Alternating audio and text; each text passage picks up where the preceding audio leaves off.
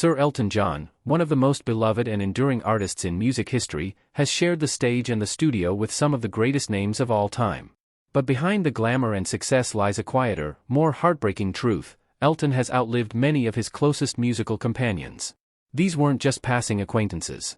These were icons who shaped him, challenged him, comforted him, and in many cases, helped define eras alongside him. From intimate conversations in candlelit studios to tearful last goodbyes, Elton's life has been deeply touched by the tragic early deaths of legendary artists. Today, we go behind the curtain and explore the private, emotional, and untold moments Sir Elton John shared with some of the world's greatest talents, icons who left this world far too soon. Elton John and Queen frontman Freddie Mercury shared a bond that was deeper than many fans realize. While both were flamboyant, magnetic performers, their friendship was tender and deeply loyal behind closed doors. In his autobiography Me, Elton revealed that during Freddie's battle with AIDS, he was still more concerned with others than himself. Freddie didn't announce he had AIDS until the day before he died, Elton wrote, and even then, he was thinking about others. One of the most emotional stories Elton told was how, days after Freddie had passed in 1991, he received a gift. It was a painting, one of Elton's favorite artists, wrapped carefully, and accompanied by a note, "Dear Sharon, I thought you'd love this. Love, Melina." The names were code names from their private joke drag queen personas. Elton was Sharon, and Freddie was Melina.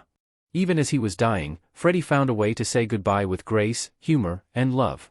Elton wept uncontrollably, calling it one of the most beautiful acts of friendship he had ever known. Perhaps the most legendary moment Elton ever shared with John Lennon came in 1974.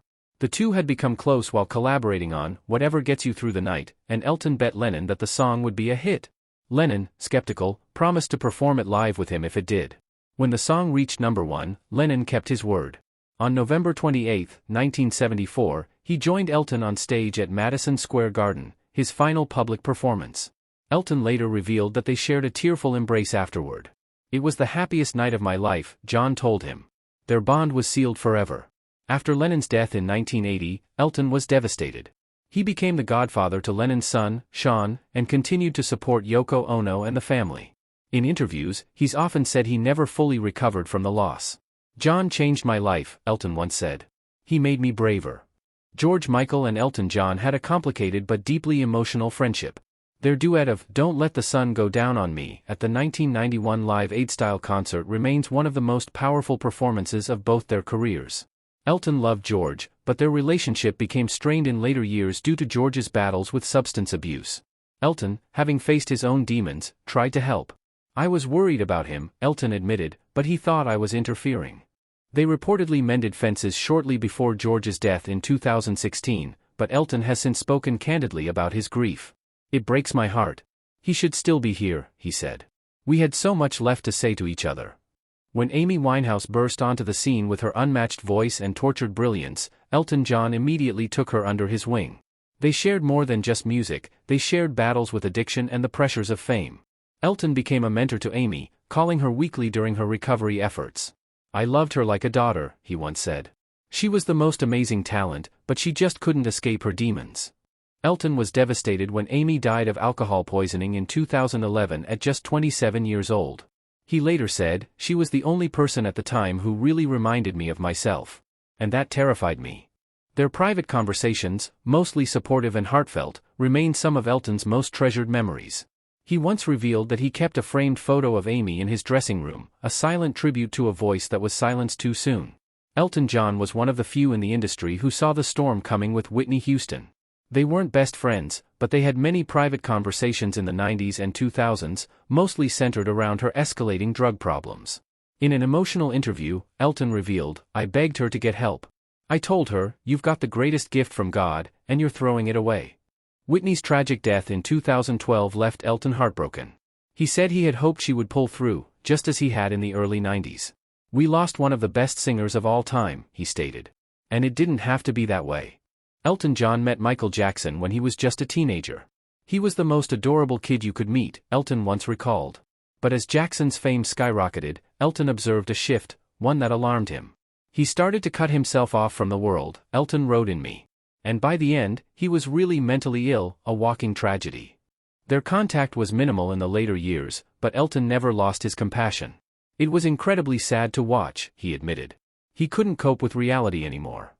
When Jackson died in 2009, Elton mourned him not just as an artist, but as someone who had been consumed by fame. He was a prisoner of his own image, he said. And that's the cruelest prison of all. Prince and Elton John shared mutual respect and a quiet friendship. Though they were very different artists, both were masters of stagecraft and songwriting. Elton frequently praised Prince as the most talented musician I've ever met. When Prince died in 2016, Elton was shaken.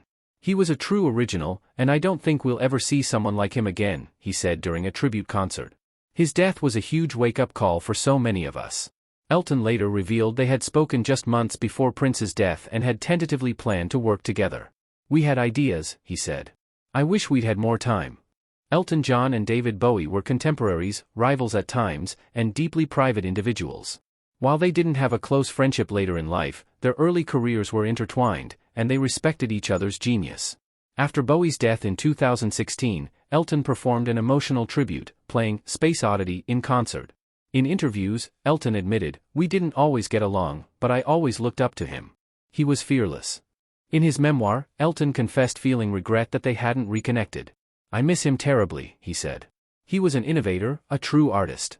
I wish we had made peace." Few people understood Elton's heart like Dusty Springfield. She was one of his earliest champions and dearest friends. They shared a profound love for classic soul music and each other. When Dusty passed away from breast cancer in 1999, Elton was shattered. He performed at her funeral and later described her as one of the most important people in my life. Elton often spoke of her fragility, a woman full of humor and pain. She was so underrated. Her voice, her phrasing, it was all magic, he said. Her death remains one of the most painful losses of his life.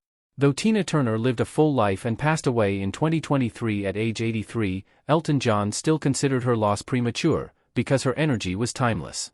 Tina wasn't supposed to die, Elton said. She was eternal. They had toured together in the 1990s and shared laughs, stage stories, and a bond as survivors. Both had risen from abusive pasts to conquer the world. Elton always admired her strength and called her the ultimate performer.